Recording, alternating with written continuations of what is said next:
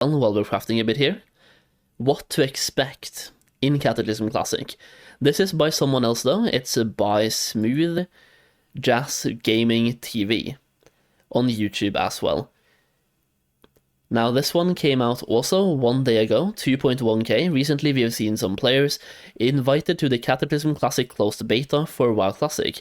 As we begin to draw closer towards the release of Cataclysm, it is ideal to take a look at some of the changes that Cataclysm will bring to Classic WoW once again.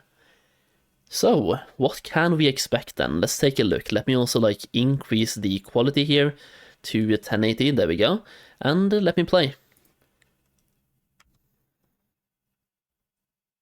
So recently we've seen the emergence of the closed beta for Cataclysm Classic, giving us a brief glimpse of what's to come in the next stage of the classic genre. And for the expansion, it's the biggest facelift that Azeroth has seen so far, with many players jumping both on and off the bandwagon for the upcoming release, with Cataclysm bringing major changes to guilds, classes, races, and a big step up for raids and dungeons. And to be fair, there's some great content due in this expansion, as well as the return of some particularly memorable moments from the original tenure back in 2010. Watch your clever mouth, bitch.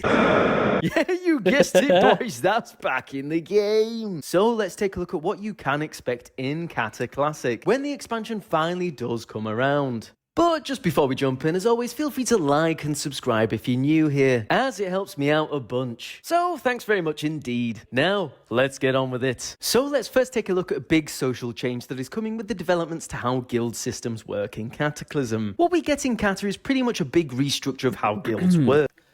We're getting guild perks, and we're getting I think he's going to talk about the guild perks, by the way, but I just want to say that when I was playing on the beta, I saw cash flow. I saw cash flow rank 1 and rank 2, and on the beta right now it's working exactly the way it worked back in Cataclysm. I think they talked about this either at BlizzCon or in an interview, where they wanted to make some changes, and I haven't seen them yet on the beta. I'm hoping they do something, because cash flow is just so toxic, and it's such a shit mechanic to have for guilds. It just promotes people mass inviting. It's really annoying to just get mass invited as well to a guild with probably 500 people where nobody says anything. And it's just one person mass inviting absolutely everyone to get 10% of their cut into the guild bank, which he then takes for himself. Do something to cash flow. Reward people more based on gameplay they do in a guild group. Give people gold, or give the guild bank a gold when people complete quests while in a guild group. Let's just say you have 5 guildies in a group together doing quests, maybe give that something, some rewards or something, but that could also be heavily abused by bots, so actually thinking about it twice, maybe don't, but increase the rewards you get from doing raids, dungeons, battlegrounds, arenas, increase the amount of gold you get to the guild bank from that, and also increase the cap, because I think back in Cataclysm it was a cap of 3 raid bosses and 7 dungeon bosses per week. Increase that cap, promote more active gameplay in the guild. Either that or remove cash flow altogether. Either improve on it or just remove it. I don't want to have cash flow.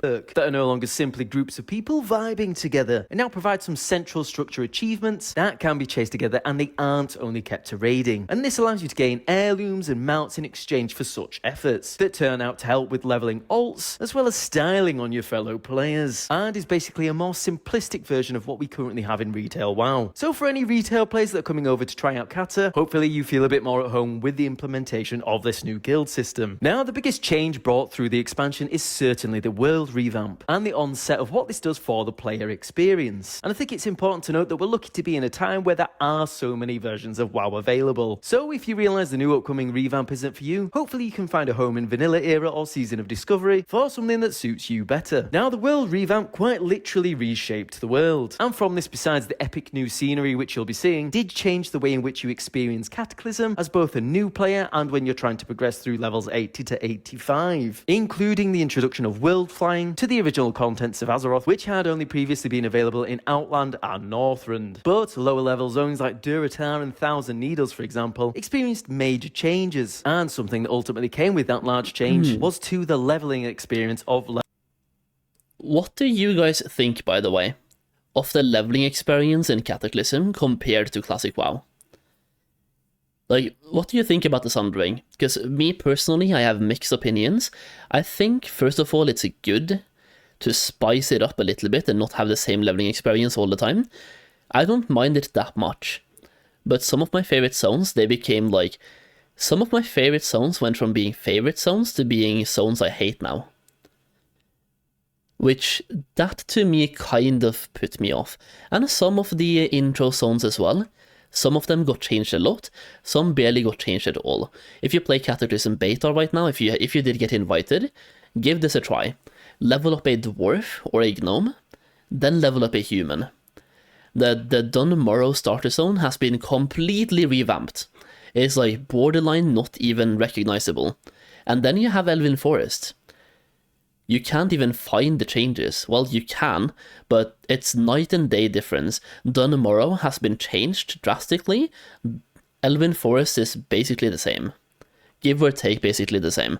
So, for me, it's weird. Some of the zones that I really enjoyed in the past I don't like anymore after the change, but I do think a change in itself was necessary and important to the game to spice things up. But I think a lot of Classic WoW players, though, will... Like, Classic WoW, in itself, played on massive nostalgia. The reason, not the only reason, but one of the main reasons why Classic WoW took off was the nostalgia aspect, and now they're taking part of that away. They're taking away the old Westfall, they're taking away the old Elven Forest, the old Duskwood. A lot of the leveling nostalgia is now being taken away. That being said, we have had 5 years to have that nostalgia, so I guess it's about time. But yeah, don't know exactly how to feel. I'm conflicted. Levels 1 to 58, which provided a different guise and a bit of a freshen up to these levels that hadn't changed since vanilla. Personally, I think some of these new quests were top notch, and it was interesting to see how characters you'd interacted with for years were dealing with the cataclysm of their homes. Also, and it dealt with the issue that sometimes expansions can feel disconnected from the rest of the world. However, Cataclysm throws both new players and your alts into the fire. Quite literally. This means that you can expect catas and expansion will feel present throughout your entire playthrough. Besides, when you go through Burning Crusade and Wrath for levels 58 to 78. Yet, if you never did these new quests from Cata's original release, or you're new to Cata entirely, it's a really interesting experience to go through the revamped old world and see how even smaller corners of Azeroth have been changed by Deathwing's destruction. Now, for levels 80 to 85, if you're coming into Cata at max level, we also get some pretty unique and exciting zones to quest in, showing a great variation and some epic displays of scenery, with the new main zones being the Twilight Highlands, which is full of old god goop, Vashir, which is full of water, Deepholm, which is full of rocks, Uldum, which is full of sand, and Mount Hyjal, which is now...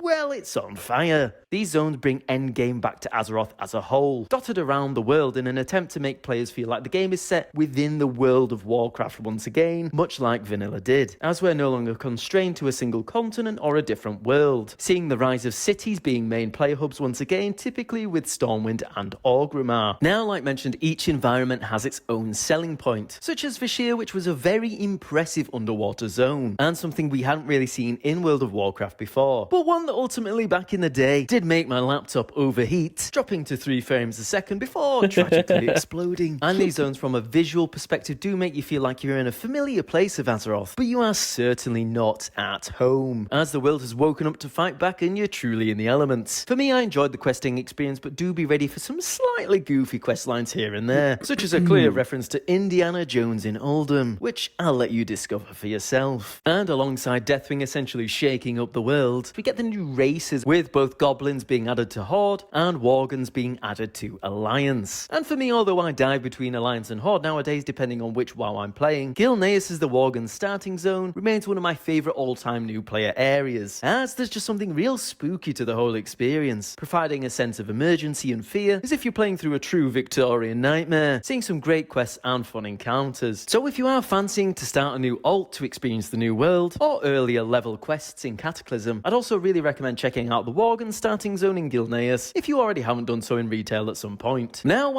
the Worgen starting zone is really good, by the way. I really enjoy the Worgen starting zone, especially if you take the time to read some of the quest texts, or just go through the cinematics. The whole lore there is really, really good. And then the cinematics and the thematic of the zone as well is also really good, and the music. Just the whole scenery of the zone is really good. and really, really well put together. If you ask me, it's one of the best, latest starter zones they have had. Like, all the other starter zones they added after this hasn't really hit the same to me. Even the Goblin starter zone doesn't hit the same to me. The Worgen is just something for itself. Even comparing this to Pandaren in Mists, I enjoy the Worgen zone way more. Whilst Cataclysm didn't provide us with any new classes, each class did get a major redesign in some way, alongside new race-class combinations that players could pursue. For example, it didn't really make sense we didn't have human hunters, but Cata introduced human hunters. And then we also got combinations like Tauren paladins. So if you're feeling particularly like a cow dedicating itself to the light, time to get your holy udders on and re-roll your class. They actually took the sentence, holy cow, literally. They did. They made holy cow. We have that now. The class changes, the main thing that we really saw was how resources changed alongside new talents. As a few examples, paladins got holy power that built up during fights and were used for skills alongside mana, seeing a far cry from the days when rep paladins would simply go in vanilla. And hunters had a complete resource change, where they no longer used mana, and now used focus, a resource that depletes and regenerates similar to rogues. Yeah, it's like most classes in Cataclysm, they now go to a builder-spender mechanic, where you have one resource that builds and one that you spend. Or like, it's like you build the resource and you spend the resource. For rogues, you have combo points, which is a builder spender as well, and energy resource to build and spend. Now for hunters, focus is like, it's a mix of both. It's a resource, but also a build/spend. You spend your focus, you either passively generate it over time, or you have something like a steady shot, which can build up your focus. So focus for you is a spender, you're spending the focus. Now many, like paladins as well, they go to a builder-spender. Warlocks, we get soul shards as a spender this time, and instead of having soul shards in our bags, we passively have between, I think it's 3 or 5, or something at all times, and you just like build this up during combat, then you spend them. So pretty much all classes go to a builder spender instead of just having mana or rage or stuff like that, right?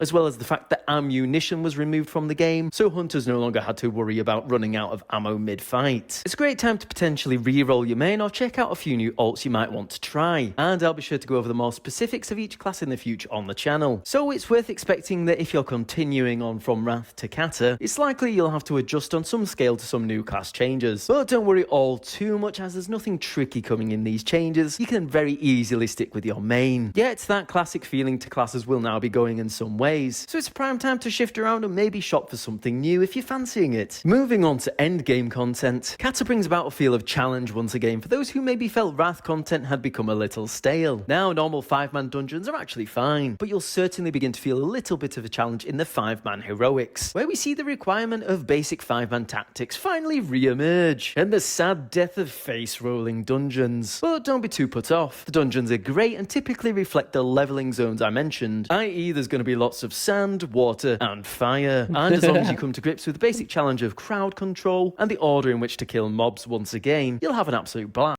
Oh, this dungeon is so good, by the way. Well of Eternity, yes. I can't wait for those dungeons to come into Cata, man. I enjoyed every single one of them. Like, those dungeons, I think that's the Dragon Soul dungeons, right? If I'm not mistaken, but like, those dungeons, so good. I enjoyed every single one of them. And also giving you better loot as well from the dungeons, and they provided like a step up from regular dungeons. They were really cool, is what I'm trying to say. Shadowfang Keep as well, that was like one of the intro dungeons that you had from the start. Really good dungeon, Shadowfang Keep. Taking some of the dungeons that we already knew from Vanilla WoW and turning them into heroics was such a good play. Such a good play.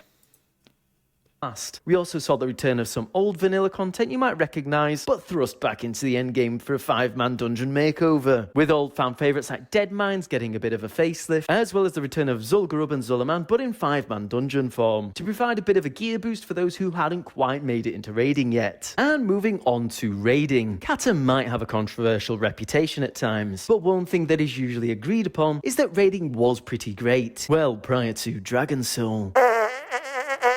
Yes, we get some shiny new raids to kick the expansion off, including Bastion of Twilight, Blackwing Descent, Throne of the Four Winds, and Barradin Hold, with Barradin Hold essentially being the new Vault of Archivon, where you can claim both PvE and PvP gear. As a result, we do see a bit of a better split content-wise for the start of Cata, where in Wrath, the majority of the bosses at the start of raiding were in Nax. In Cata, the majority are split between Blackwing Descent and Bastion of Twilight, with Bastion of Twilight being my favourite of the initial raids, as we dive into a lair filled with corruption, giant dragons, and old god juice that is kind of going everywhere, as well as bosses with slightly too many eyes. But Blackwing Descent was great also, providing an aspect of nostalgia for some vanilla players, serving as the continuation of Blackwing Lair, as Nefarian makes his glorious return. And not to leave out Throne of the Four Winds, which visually and mechanically was a great and very fun raid, which sees you flying through the air like you're Aang the Avatar himself, but just try not to fall down too much.